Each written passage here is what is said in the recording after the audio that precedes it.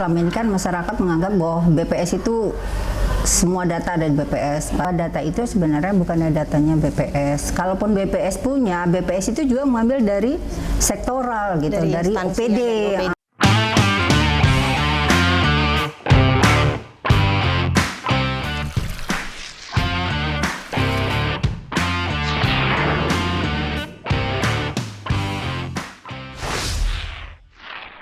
Berawal dari adanya keluhan beberapa pengguna data nih ya, yang katanya mengeluhkan kok data BPS nggak lengkap ya, atau data BPS ini yang ini gitu misalnya ya, kok nggak ada sih atau nggak tersedia di BPS. Nah, di episode Pas Kalibah kali ini, saya Francisca Weni sudah ditemani dengan narasumber yang luar biasa. Jadi dia yang kompeten di bidangnya untuk menjawab keluhan-keluhan tadi. Selamat datang Kak Masta Juwita Gurning. Jadi kawan cerita, Kak Masta ini adalah statistisi ahli media di BPS Provinsi Sumatera Utara yang menangani kegiatan statistik sektoral. Nah, apa itu statistik sektoral? Nanti kita akan bahas bersama. Sebelumnya kita sapa dulu bersama ya. Apa kabar Kak Masta? Alhamdulillah sehat. Ini sehat? Luar biasa. Oke Kak, jadi langsung aja nih ya Kak ya. Iya, silakan. Jadi terkait isu tadi Kak yang sudah saya singgung tadi sedikit di depan tentang ketidaklengkapan data BPS, itu kira-kira gimana nih BPS menanggapi hal ini atau menyikapinya? Sebenarnya inilah hal yang harus kita sosialisasikan ya.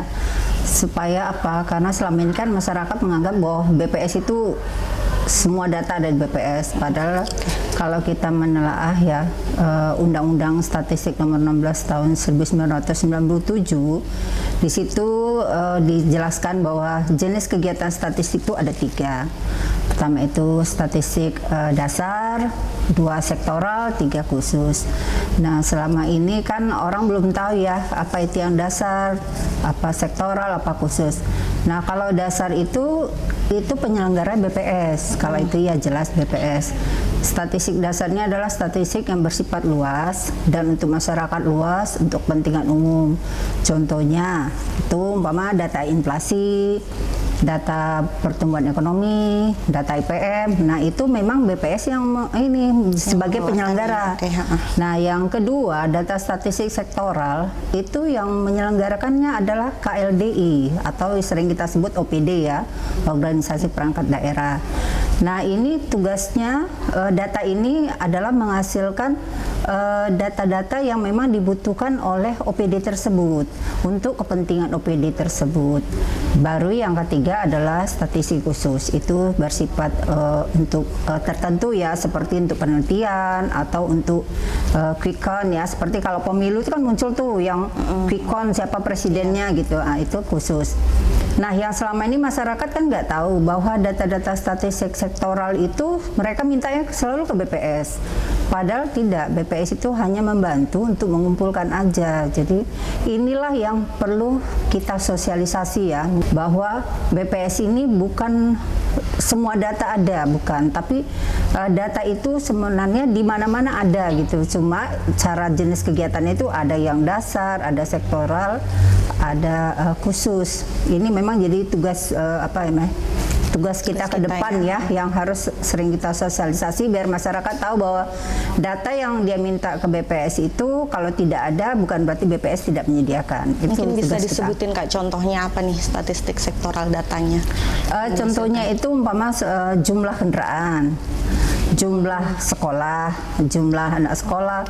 Padahal itu nggak di kita, itu adanya di OPD. Nah, begitu pengguna data datang ke pelayanan statistik terpadu kita akan menerangkan bahwa data itu sebenarnya bukan datanya BPS. Kalaupun BPS punya, BPS itu juga mengambil dari sektoral gitu, dari OPD yang terkait gitu. Seperti itu. Itu memang tugas kita yang kedepannya sosialisasi, itu aja yang perlu. Oke.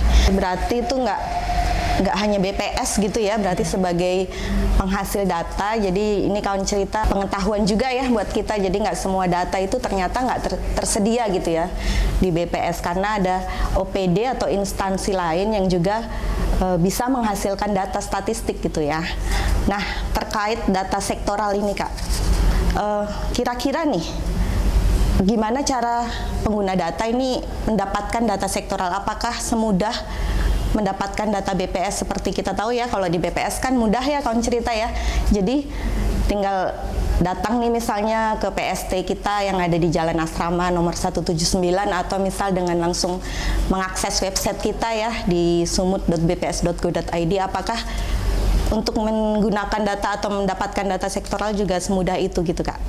Itulah BPS sebenarnya dari sudah lama ya mengetahui bahwa sebenarnya masyarakat sering mengeluhkan seperti itu. Kita sudah memfasilitasi dengan adanya buku daerah dalam angka ya, Sumatera Utara dalam angka. Itu adalah publikasi yang berisi data-data sektoral. Namun tidak seluruh data sektoral ada di situ memang, karena itu tidak ada aja, tebalnya udah segini tuh. Belum semua, apalagi kalau lengkap nggak tahu segini kali besar ya kan. Ya apa tebalnya gitu ya. Nah, itu memang teman-teman bisa datang ke BPS, mengambil data itu atau buka website kita ya, bisa download publikasi tersebut. Tapi tidak selamanya yang diinginkan tuh ada di situ. Nah, mereka bisa datang langsung ke OPD yang terkait yang mereka minta, atau mungkin mengunjungi website dari OPD tersebut gitu. Kalaupun datanya itu ada atau tidak ada, ya mereka harus datang dulu lah baru lihat datanya ada apa enggak gitu ya. Tapi kita sebenarnya sudah ada fasilitas yang kita berikan, itu tadi Sumatera Utara dalam angka itu aja. Oke, berarti sebenarnya ada ya di Sumatera Utara dalam angka itu sebagian datanya ternyata data statistik sektoral yang berasal dari OPD gitu ya. Ya. Berikutnya nih ya Kak ya. Jadi mudah-mudahan sih dengan begini teman-teman juga kawan cerita di rumah ini semakin paham ya. Kalau ternyata instansi atau OPD itu juga menghasilkan data yang kita sebut ya sekarang, yang kita sebut sebagai data statistik sektoral. Nah, untuk instansi ini sendiri sekarang ini Kak, untuk OPD-nya, ada nggak aturan atau pedoman yang harus dipatuhi atau misalnya diikuti oleh OPD supaya mereka bisa menghasilkan data statistik yang berkualitas? Ya. Nah, BPS sekarang kan memang kita melakukan pembinaan ya, karena keluhan dari OPD juga kan bahwa mereka SDM-nya juga tidak semua ada statisinya kan ya. Nah, kita sudah karena di PP 51 ya tahun 1999 itu sudah dikatakan bahwa penyelenggara statistik itu kan harus meminta rekomendasi ke BPS. Nah, BPS itu akan memfasilitasi dengan rekomendasi. Syaratnya penyelenggara statistik tadi dia memohon rekomendasi ke kita, nanti kita akan memberikan semacam saran dari rancangan survei yang mereka ajukan. Jadi mereka mengajukan rancangan survei ke kita teliti, kita evaluasi apakah sudah sesuai dengan kaidah-kaidah metodologi statistiknya. Kalau sudah sesuai, maka nanti akan keluar surat rekomendasi bahwa itu rancangan survei itu sudah layak untuk dilaksanakan. Nah, setelah kita keluarkan surat nomor rekomendasi, mereka melakukan kegiatan tersebut, kita tetap akan meminta laporan dari hasil kegiatan mereka. Gunanya untuk apa? Supaya kita tahu bahwa setelah mereka mengikuti nomor rekomendasi yang kita berikan tadi, laporan itu diberikan ke kita supaya kita telah benar nggak yang kita berikan itu mereka laksanakan. Takutnya nanti kan kita bilang ini harus metodologi seperti ini, tapi di lapangan nggak seperti itu kan, makanya kita minta laporan. Nah, kalau ini memang sudah mereka laksanakan, kakak yakin nanti pasti kualitas data yang kita harapkan itu akan terjaga dan akan tercapai gitu. Oke, berarti nggak asal-asalan juga nggak ya asal-asal. Jadi mereka, karena banyak juga kita temukan ya beberapa tempat itu mereka melakukan survei itu semacam mengambil responden itu suka-suka aja gitu. Padahal kan ada metodologinya kan, mengambil responden, nggak bisa sembarangan orang jadi responden kan gitu. Makanya itu kita keluarkan FS3 ya kalau kita bilangnya formulir survei ya. Berarti ini kewajiban BPS lah ya Kak ya untuk memberikan rekomendasi. Iya, itu salah satu dari pembinaan kita. Pembinaan BPS. Karena kan BPS itu sekarang diharapkan di dalam Perpres 39 itu kan juga sebagai pembina statistik, itu salah satunya seperti itu. Oke. Kemudian untuk batasannya nih Kak, antara statistik sektoral sama statistik dasar ya yang dihasilkan oleh BPS. Kira-kira ada nggak sih batasannya sehingga pengguna data nih langsung tahu nih ya, kawan cerita di rumah nih langsung tahu begitu mencari data, mereka langsung tahu, oh ini data ini nggak ada nih pasti di BPS karena ini data sektoral, jadi gitu. Jadi misal sedikit clue gitulah untuk membedakan yang statistik sektoral dengan statistik dasar yang dihasilkan oleh BPS. Ya, seperti yang udah pertama kita tadi ya berbicara bahwa sebenarnya itu kan di Undang-Undang Nomor 16 tadi ya, bahwa kalau yang sektoral itu kan memang untuk kepentingan satu UPD itu sendiri. Contohnya ini dia perkebunan, dia luas lahan sawit umpama ya, itu kan data sektoral. Kenapa dia data sektoral? Karena mungkin mereka akan mengumpulkan data luas lahan itu gunanya mungkin untuk penanaman kelapa sawit, dia butuh bibit berapa, itu kan mereka sendiri berapa butuh pupuk. Jadi memang untuk pembangunan OPD itu sendiri gitu. Kalau yang dasar itu memang untuk kepentingan luas, penting umum gitu ya. Seperti kita kan melakukan sensus, survei Susenas, itu untuk umum gitu, untuk nasional ya, kepentingan nasional. Itu sebenarnya kalau kita sudah sering melakukan sosialisasi, mereka akan tahu. Nah, ini sebenarnya kekurangan kita dalam melakukan sosialisasi. Jadi masyarakat itu belum paham mana data statistik, mana data statistik sektoral, mana dasar. Karena mereka udah beranggapan bahwa BPS itu gudang data, semua data itu pasti ada di BPS gitu. Padahal sebenarnya enggak, penyelenggara statistik semua ya, semua KLDI gitu loh. Oke. Cukup menarik ya Kak ya.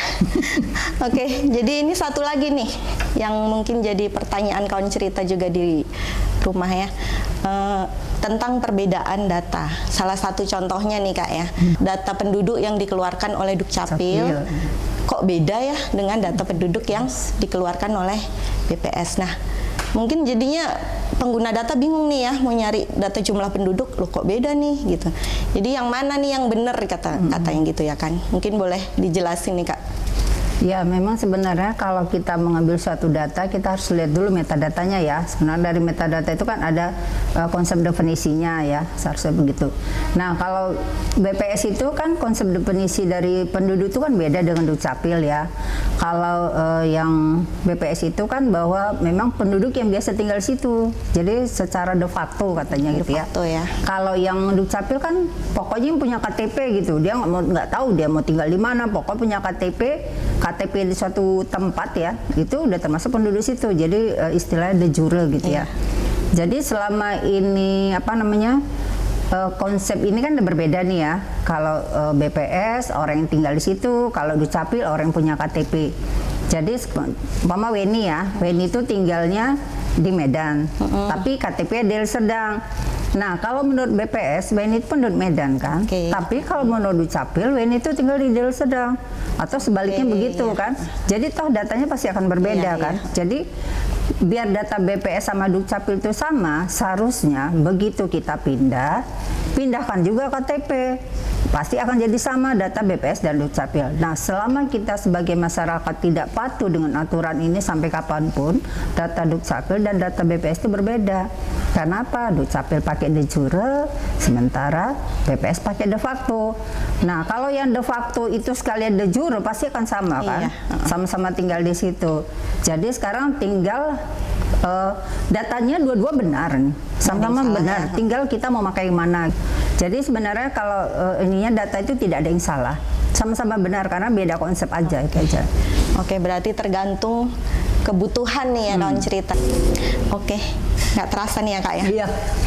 Sebenarnya pembahasannya makin menarik gitu ya, tapi mungkin karena waktu juga, jadi ini terakhir nih Kak, sebagai closing statement. Harapan ke depan apa nih Kak harapannya? Harapannya semua kita memahami ya bahwa data itu bukan hanya BPS yang menghasilkan, bahwa data itu sebenarnya ada di maksudnya ada yang di OPD, ada di BPS. Jadi kita semua ini sebenarnya sebagai penyelenggara statistik. Jadi Jangan nanti datanya nggak ada, dibilang BPS nggak punya data gitu ya. Karena data itu masing-masing sudah ada jenis kegiatannya masing-masing. Jadi ya harapannya masyarakat paham gitu aja supaya tidak tidak mengatakan bahwa BPS itu data tidak lengkap gitu. Kita akan berusaha bahwa data yang kita hasilkan tetap kita diseminasikan, itu aja. Disebarluaskan. Sebarluaskan. Nah, juga kita kan tetap kita akan kebetulan yang Perpres keluar ya, Perpres nomor 39 tahun 2019 itu kan tentang satu data. Nah, kita akan terus membina penyelenggara statistik untuk bisa nanti mewujudkan satu data Indonesia sesuai dengan konsepnya itu ya. Oke. Gitu. Nanti kita bahas lagi kan kapan-kapan. Jadi lebih seru lagi ya. Jadi berarti semua berujung sebenarnya tujuannya untuk terwujudnya satu data ya Kak ya. Jadi ini PR kita semua nih ya. Nanti mudah-mudahan akan ada episode tersendiri ya, episode khusus untuk membahas satu data Indonesia. Oke. Kak Masta, terima kasih banyak untuk waktunya. Seneng ya, akhirnya bisa duduk di sini ngobrol bareng ya kan tentang membahas tentang statistik sektoral ya khusus untuk kali ini. Oke kawan cerita, terima kasih untuk waktunya ya sudah nemenin kami sampai akhir ya. Jangan lupa like, komen, dan subscribe dan nyalakan lonceng notifikasinya ya supaya tetap mendapatkan berita-berita atau info-info terbaru selanjutnya dari BPS ya. Terima kasih, sampai ketemu lagi, bye-bye.